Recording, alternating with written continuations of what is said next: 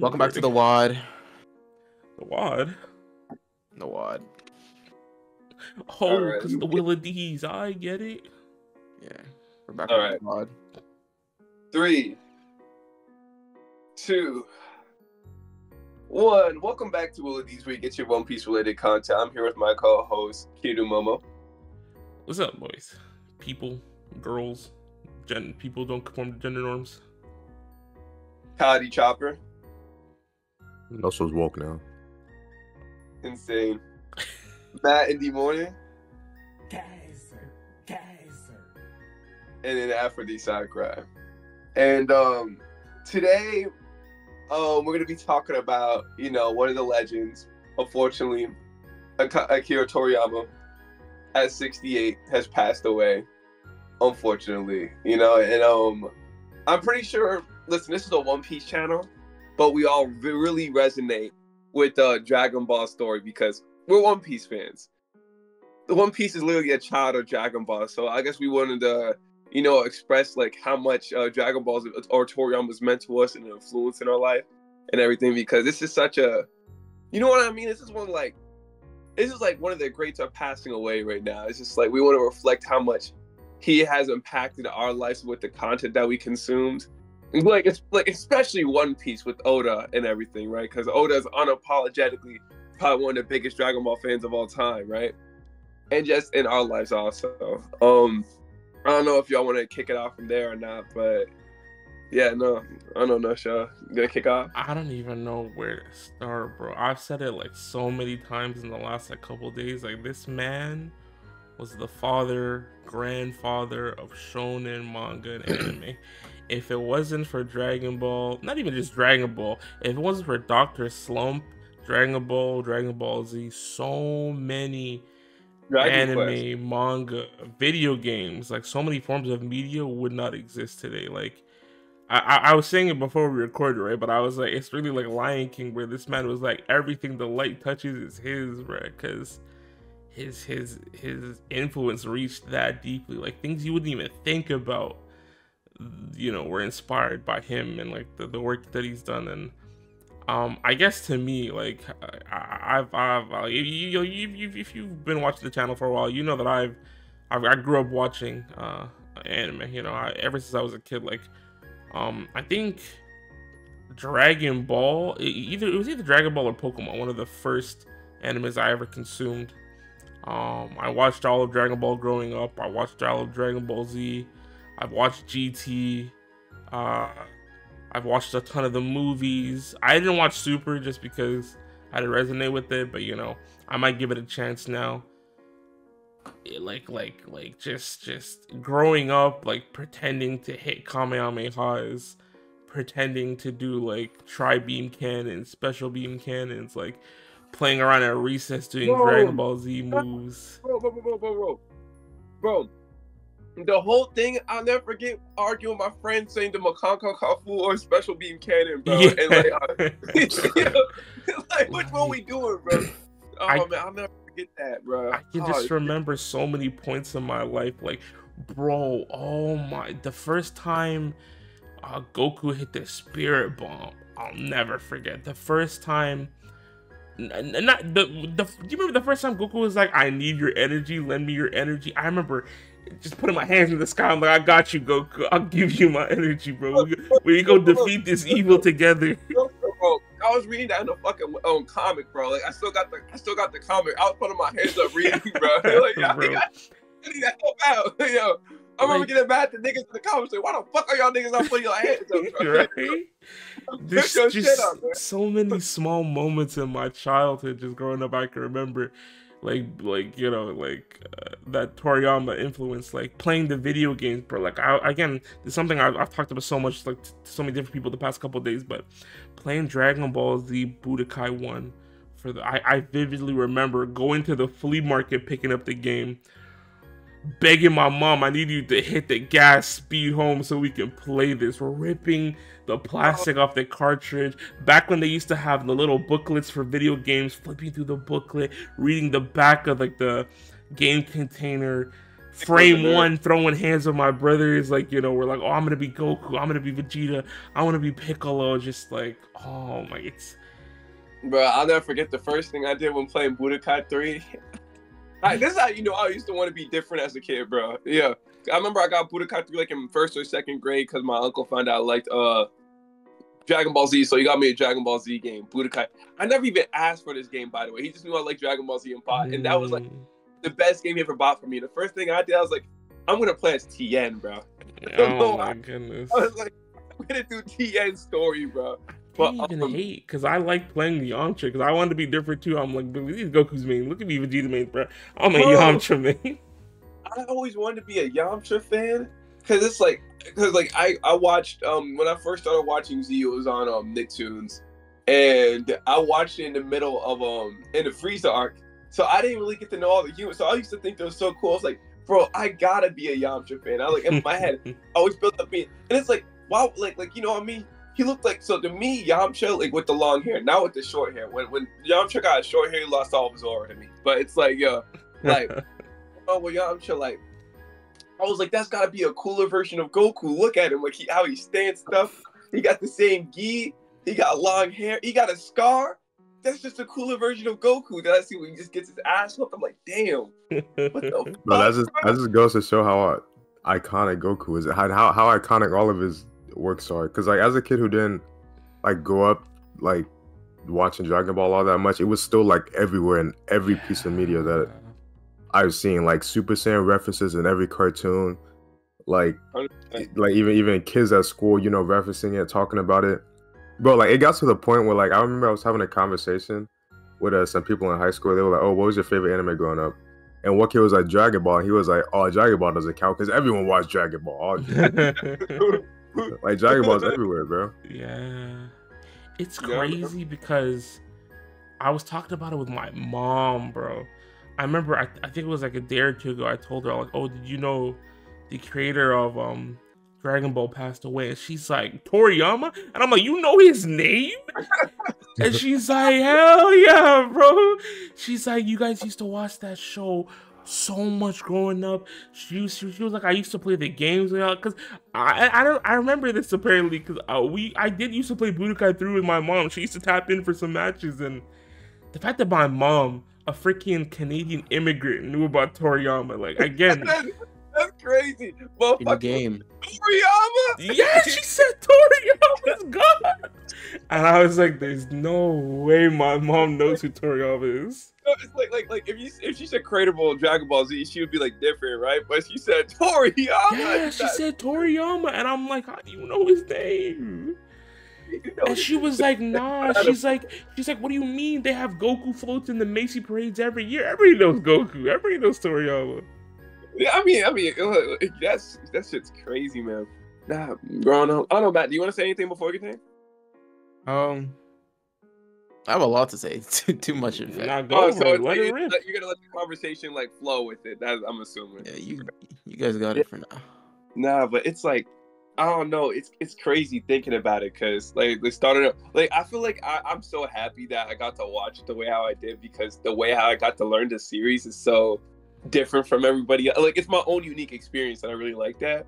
But it's like going up like fucking hell. Like I don't know. I just remember buying the comics and like being so hyped. I remember going to bed dreaming I was in a character in Dragon Ball Z, making my own like fantasies of like who I was in Dragon Ball Z and shit. Like I remember going back in the day and just watching. Like I was talking about this earlier. I was watching. So to go because I was like, oh shit, Dragon Ball's a sequel of Dragon Ball Z. Going back and watching Dragon Ball on DragonBallZWatch.com and watching 4 parts on like a linked YouTube video, bro. Like I just remember so much shit of this being in my childhood. It's just like this has always been a part of me. It's like the equivalent of breathing. It's like the equivalent. It's like when's the first time you watched SpongeBob? When's the first time you watched Avatar: Last Airbender? Oh, for me, Avatar: Last Airbender. It's like when's the first time you watched Dragon Ball Z? It's like that shit's always been attached to my childhood, bro. It's just speaking of like when you said you wish you were a character so bad, but the first game I played was Raging Blast 2, which like it was fun, like it was a really fun fighting game. But then the second one I played was Ultimate Tenkaichi, bro. And when I found out they had character customization, bro, bro. I was the happiest kid on earth, bro. Bro, That's one of my favorite games ever. Even though like it's not really well received by the community, I fucking love that game, bro. Bro, I've had so many good memories. Bro, I love Xenoverse because of that shit. I don't know. Xenoverse was just so much fun, bro. I love playing through Xenoverse 2, bro. It was, I don't know. It was everything as a kid that I wanted in a Dragon Ball Z game. Like, after playing those games, I was satisfied with not playing another Dragon Ball Z game for the rest of my life. Because I just had so much fun creating my own character and just navigating through the world and that shit. But not as crazy as thing about it. I wanted to talk about this also. It's crazy how as a kid, growing up, the first like anime I truly like heart and soul fell in love with this Dragon Ball Z, right? First anime I ever truly loved was Dragon Ball Z, right? And then growing up, I fell in love with all of its children, bro. I fell in love with Naruto because I had a huge Naruto phase growing up. And then I fell in love with Hunter x Hunter. And then I fell in love with Bleach. And you know what? I fell in love with Fairy Tail before I fell in love with One Piece, bro. But I fell in love with so much shit. And now like as a modern day grown up look at the picture that's on. I got a One Piece tattoo right now, bro. And now I'm in love with One Piece. And it's just like, it's so crazy looking like back like as an adult that I am now. And as it started as a kid, and it's like One Piece I feel like One Piece is the ultimate successor of Dragon Ball. Mm-hmm. When I mean the ultimate successor also, I'm not saying the series is better than any. This has nothing to do with series or anything. I'm talking about how One Piece is written as a story. Specifically how it's written as a story. This is the ultimate successor out of any Shonen Jump manga to Dragon Ball, right? And it's just so crazy, like looking back at it, right? And it's like when we was talking to Zero about how One Piece mirrors Dragon Ball Z in a lot of ways, with how Luffy transforms with Kaioken, Gear 5 is Super Saiyan, right? And et cetera, right?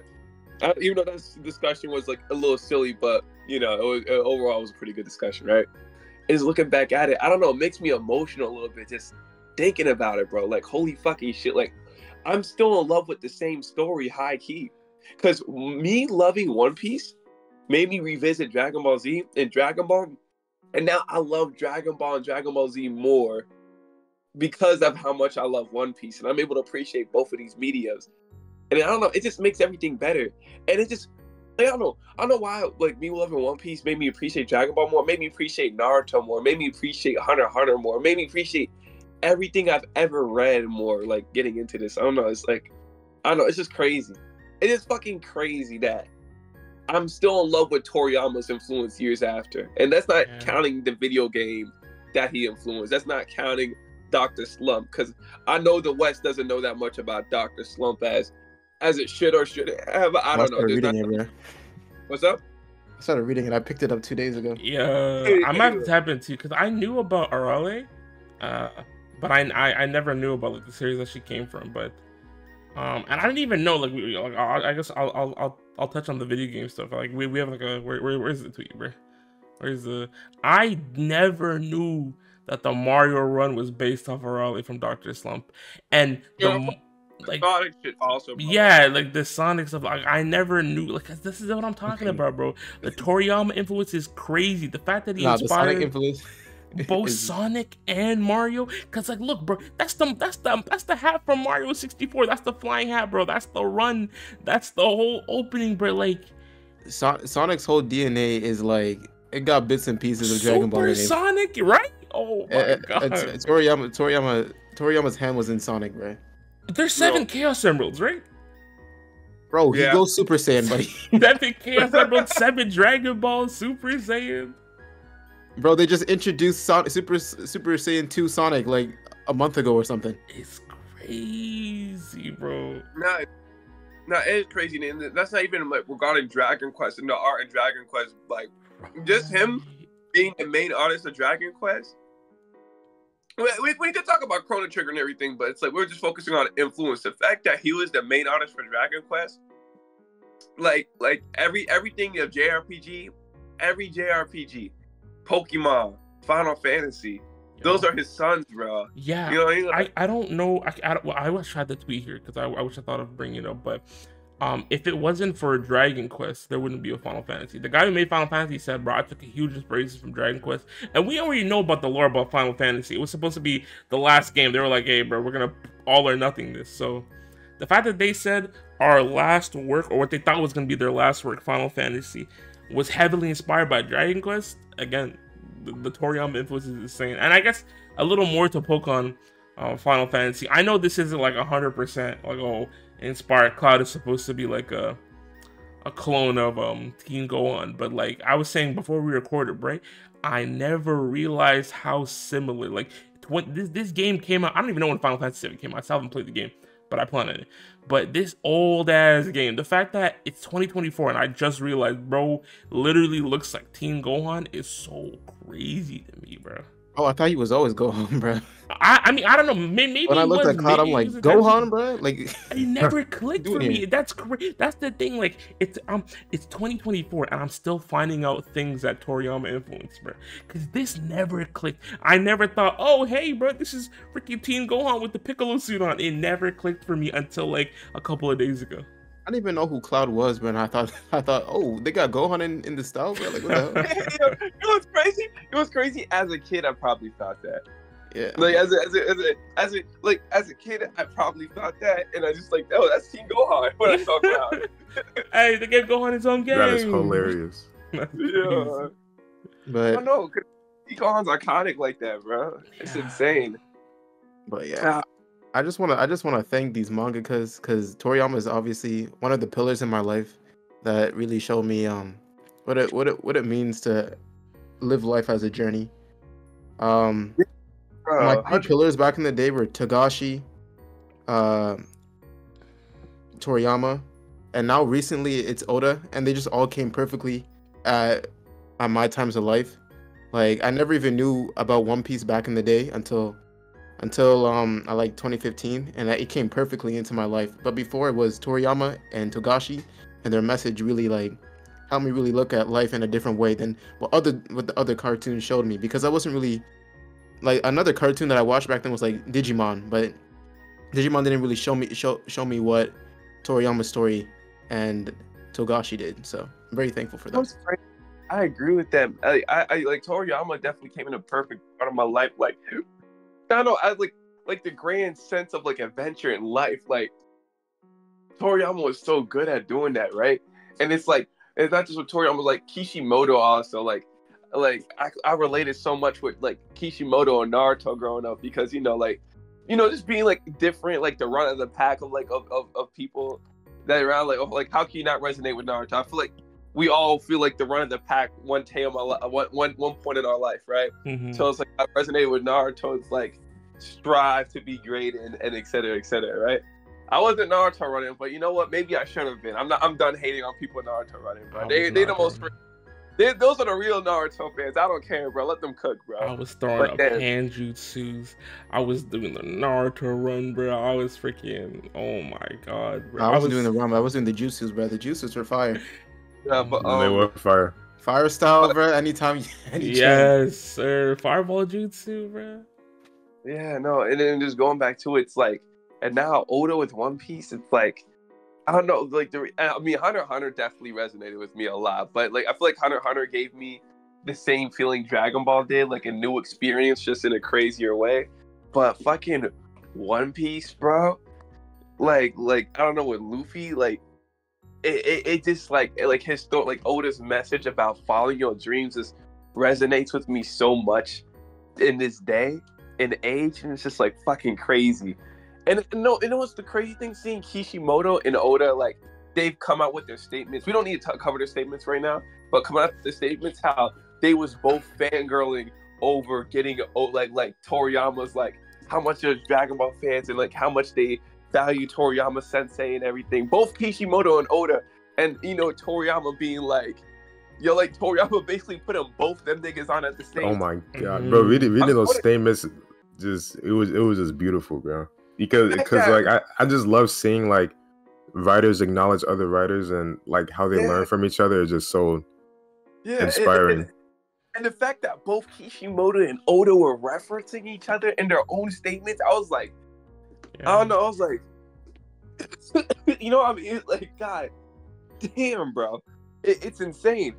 And it seemed like, and then Togashi talking about Dragon Ball, like, because there's I should have linked this, but like Togashi literally is an image where like Togashi's like, this is not a goal. This is not a goal post. Like, this is the end. This is that we all try to be, and like, this is who we try to be. Like, you know what I mean? And I don't know, when Togashi said, like, I saw Togashi say that, I was like, that makes so much perfect sense, because like Goku is just Goku. Doesn't matter if he's a good or bad character. That's Mickey Mouse, nigga. Yeah. You know what I mean? That's fucking Mickey Mouse. Like, Goku's Mickey Mouse, bro. Like, he is the end. He is he there's no moving goalpost. That's just it. You know what I mean? There's nothing past Goku, bro. It's like, once you reach Goku, you're everything. You know what I mean? Isn't that like, it's fucking crazy thinking about it, right? But going back to, I just like how Matt said, like, the whole thing about like creators coming at a different point in time. And I want to cover on like the big three. Also, he set up the big three up, because he even set up Kubo up. Yeah. And I don't know, it's crazy like looking at Kubo's like story, because Kubo was always the black sheep of the shonen industry. Like, I know how to talk about it with Oda, like, I mean, Kishimoto and Naruto being a black sheep in his story, but the real black sheep in Shonen Jump was Kubo, because Kubo kept on getting rejected, like Bleach kept on getting rejected, and then Toriyama was like, bro, cook, bro, like, yo, submit it again, but you gotta submit it again, yeah, because apparently, I don't know how accurate this is, but I saw like a statement, yeah, so apparently Kubo submitted Bleach, Shonen Jump was like, nah, Kubo was like, man, fuck this shit, and then Toriyama came to him like, bro, just clean it up, submit it again, and allegedly Toriyama put in a good word, which I don't know if he put in a good word, but he might have, bro. Yeah, that's why I said allegedly. But again, just the fact that he set up the big three, bro. Like, he was like, you know what, bro, put Bleach back in, bro. Knowingly or not, he set up the big three, which is so crazy, bro. Like, and it's not like, it is not just like, because I feel like when people talk about references, a lot of people don't have proof. It's just baseless accusations. Like, oh, you see, and I want to say baseless, but it's like, it's all eye test. But the fact that all these mangaka word for word was like, nah, Toriyama came up to me and was like, bro, you better cook. Like, yo, you're like, he was like, he came up to me personally, looked at me behind the shoulder. It was like, he said, keep this hard, bro. This is it. This is fire. Go for it, man. That's fucking crazy, bro. Like, he set all of us up. Like, I guess that's why we feel like we have such a resonant and connection with Toriyama, because he set our whole childhood up. It's like, how can we not know that? You know what I mean? Like, and I don't know. Like, how do we all know him by his work, bro. We all know him by his influence in some way. That shit's so fire, bro. Thinking about it. Like Toriyama literally raised me, bro. Like, his message within his story was able to like shape morals and values into my life that I'm never gonna forget. Like, the way he had his characters live is how I want to live in my future. And I see the same thing within Luffy and with Oda's work. Like, in my time of life, it's like, damn, I want to be like Luffy, but I also still have the same values as like a Goku or a Gohan. And it's just, I don't know, man. It's just beautiful. Yeah, man. Like, fucking hell, bro. Just looking back at everything this motherfucker done, bro. Holy shit. He was just so overpowered when you really think about it, bro. Cause I want to touch on like Chrono Trigger a little bit, right? I played Chrono Trigger last year, completed the game, right? And no bullshit, no like glazing. Like, I swear to you, in my opinion, Chrono Trigger, this is a game that came out like what, 1995.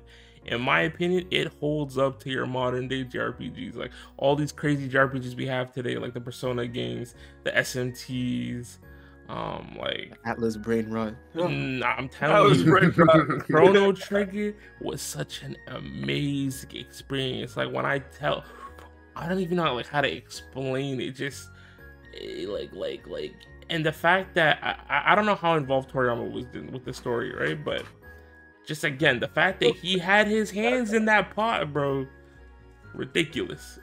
I mean, he still like made the character designs and everything. Like, yeah, it's just. Wasn't he in the game's credit scene, like being like, bro, what's up? I don't know if he's in the credits, but apparently they're in one of the endings because I've only played one route of Chrono Trigger. Apparently in one of the endings he has there's like a special ending where he gives like a shout out to his kids or something. But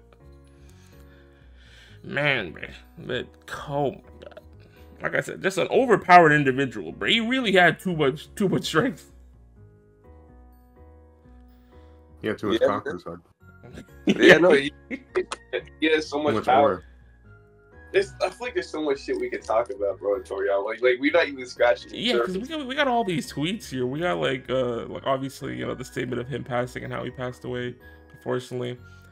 We have this thing like him just talking about like his new series Dragon Ball Daima, which I barely know anything about the new series. I just know that there's a trailer. I don't know. I like this because I gave him first because he was talking about Toriyama was like, you know what he said in this? No. He said in this statement right here. I don't know if you can read it or not. That motherfucker said I never really watched the Dragon Ball anime like that, bro. You know, he said it himself. I never really cared for anime like that. That nigga probably he don't even know, bro. He don't even know is it. That's why I look at my Toriyama. He probably don't even know what happened to the influence, bro. He just been like, bro. Hey, that anime just did good, bro. No, it's crazy because I believe where is the I think it's I don't know. Oh yeah, this one. It's in that one, but yeah, no. This one. Because apparently this is a I don't know if it's an interview or like just some conversation. It is old interview. Yeah, so it's Oda and Toriyama talking, and it's just Oda fangirling. So, do you remember this? Do you remember that? Oda's like, and then Toriyama's like, I drew that, I did that. I don't remember any of this shit. The fact that he forgot Tao Pai Pai, and he's like, Tao Pai Pai, who the hell is that? No, you know Toriyama, he forgot how to draw Frieza, and that's why he killed him off. Damn. Okay, I don't know if that's why he tried to kill him off, but like no, like he did forget to draw Frieza. He said it in a one time. I wouldn't be surprised. No. Oh my god, we didn't even talk about like the day that Goku versus Jiren dropped, bro. Oh my god. With Ultra Instinct? Yeah, bro. The reception on the internet was actually like one of the craziest days in anime that I can remember. That was everywhere. That was like they were having big ass watch parties in like actual venues, bro. Yeah.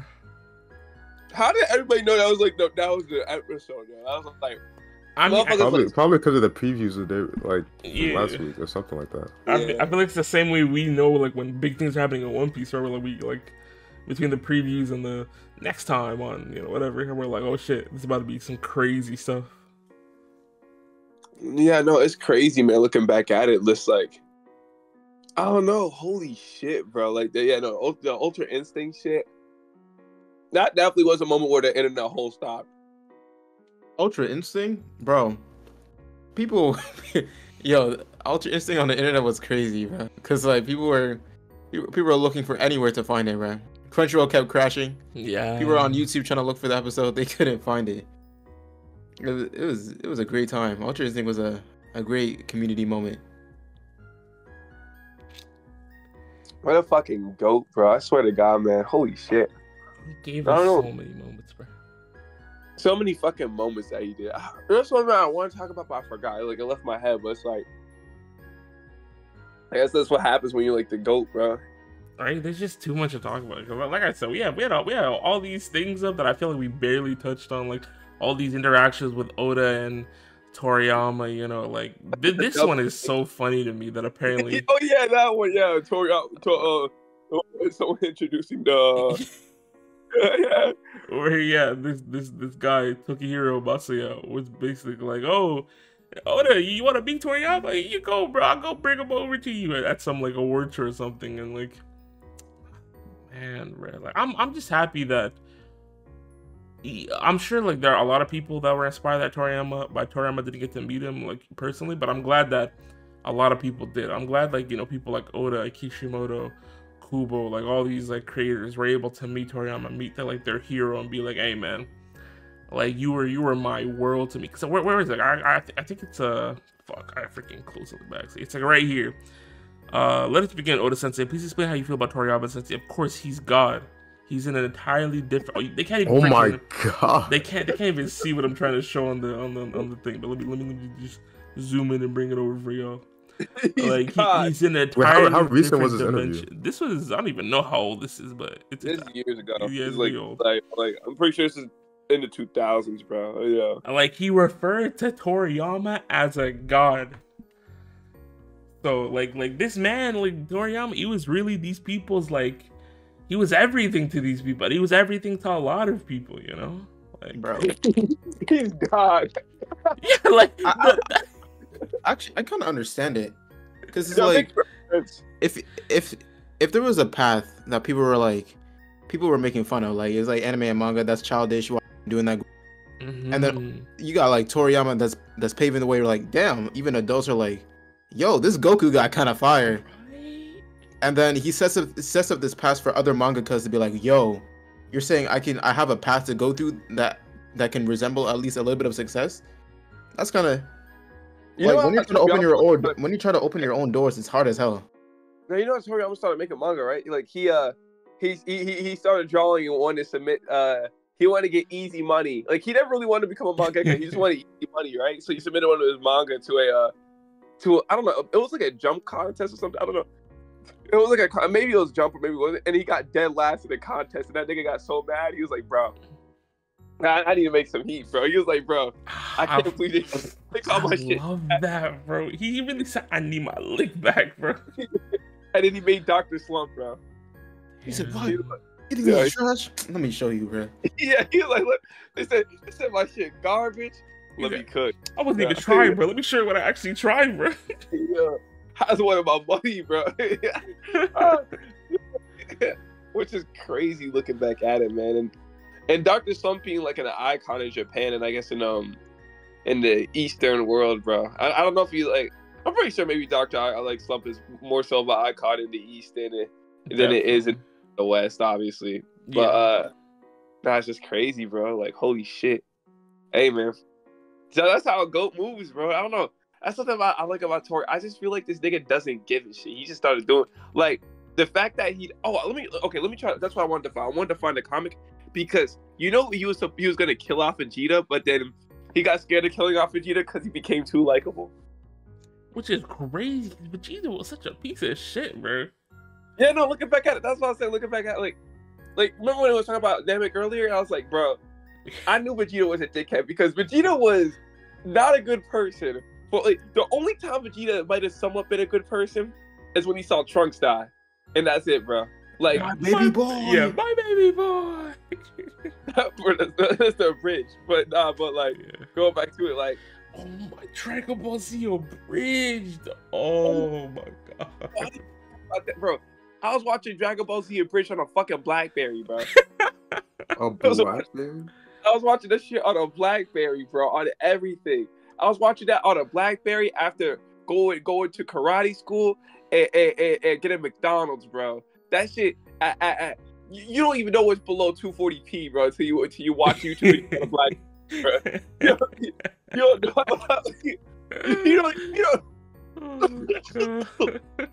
You don't know what 10 FPS looks like, bro. You know what I'm saying? Like, you don't know any of that, bro. You don't know any about that. Like, I was watching Dragon Ball Z on a fucking BlackBerry, bro. Where were y'all niggas, bro? Y'all don't know about that life, bro. Y'all got your iPhones. Y'all got your 14. Bro, Yeah, I was watching on the family privilege. computer. What's up? I was watching on the family computer, bro. I don't know nothing about that. You don't know about the BlackBerry, the 1 LTE, bro. Like, I Yeah, don't know, nothing 1G. about that. Yeah, I guess it was 1G back then. Y'all watching on 1G. It is fucking wild. What's that? But now, what was I gonna say? Nah, it's just crazy because Toriyama as an artist, bro. Like the way how he developed his, like the way how he made his story. The more I hear about it, it's like so cool. Because thinking about the Cell arc, and the Cell arc wasn't supposed to be about. I mean, it was the Android arc before the Cell arc, right? But he made Dr. Gero and Android 20, I believe. And his editors were like, bro, these niggas too ugly, bro. Make somebody else. Then he made Android 19, Android 16, Android 18, right? 19 was still ugly, though. I was scared of Android 19, bro. Oh, yeah, I mean, was 19 the blue one? 19 was the fat white one. Yeah, no, he said these niggas ugly, bro. And then he made Android 16, Android 17, Android 18. And then it was like, bro, these guys look too sexy, bro. You gotta make Cell. And he made Cell. And then they said, yo, Cell, this nigga ugly, bro. Make him pretty. Make him perfect, bro. And then they made perfect Cell. Make him perfect. Yo, But then all those transformations in that arc perfectly well, like in a well written way. It was so. Don't even. I really wish I got to see Toriyama's fully fledged horror aspect of the Cell or the Android arc, but it was still really cool seeing that shit, bro. Holy fuck, man! I don't know. I just love how Toriyama writes stuff. And then apparently, I don't know if he had the editors kicked out during the Majin Buu arc or something, but it's like, because of that shit, because he was mad at the editors, bro, he was like, you know what? He was gonna be the next main villain for the next arc. A fat ass nigga and an ugly ass fucking wizard, bro. Bobbity. Yeah. That motherfucker. I think there was this. I saw this one comic where one of his editors asked Toriyama, draw somebody you hate the most, and he drew the editor. He's about fuck my editors, bro. My editors always hate it. Yeah. Funny, bro. He's like, bro, what the hell? I don't know. I think I had to do something with Odos. I don't have any real reference for that. I don't know. Does anybody anything else they want to say about the GOAT Toriyama? Did we? I think we went through all the stuff here, right? Yeah, pretty much. Unless you want to cover like Oda, like I don't know. We don't need to cover. I feel like we understand what Oda. Yeah, I'm just glad he was able to share his wisdom with the next generation of writers and story creators and animators, creatives, and anything anybody wants to put their story out there. Bro, it's so crazy. This picture is just crazy to me, bro. Like, yo, I don't know. This Oda and Toriyama drawing together, bro. Like, holy shit, man. Damn. Yeah, I guess we got nothing else to say. Just this is just like riding Toriyama's dick, but it's a good dick to ride, bro. Straight up, man. Like, rest in peace to the GOAT. Yeah, I know, like legit, man. What else? I guess one other thing that I'll say, and I don't want to like make it too much of a topic, is that obviously we all know that Toriyama wasn't a perfect person, right? Like, I know there's a lot of like controversies that he's been involved in, and I know that a lot of people don't have the best image of him, which is okay. All I want to say is you can talk about controversies regarding someone who's passed as long as you're respectful about it, like there's a way to phrase things and say things even when you don't agree with the person, just to keep it, because at the end of the day, this man passed, he can't defend himself, because he's dead, right?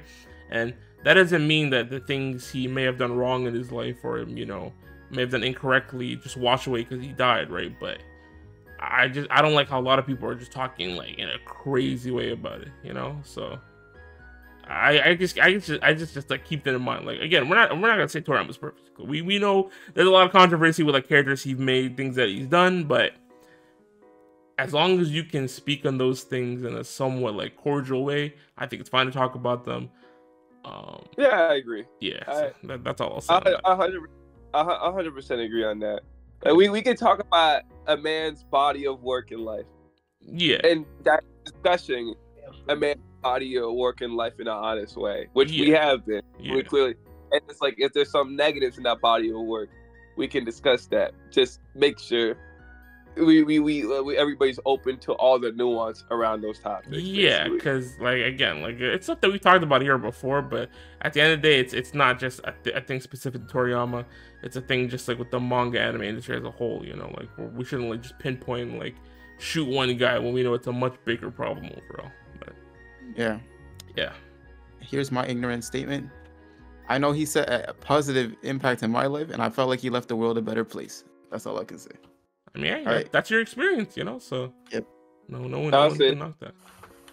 That was my ignorant statement. Everyone not playing, but honestly, like I don't know, like I do think like sure he did some questionable things, but it's like when the room is there to discuss, but this for me personally, like if you want to discuss the problematic things, I'm not shy to discuss problematic things. Like if you know me on this channel, I'll argue with anybody like on anything. I stand on business 100%. Like I don't give a shit, right? Yeah.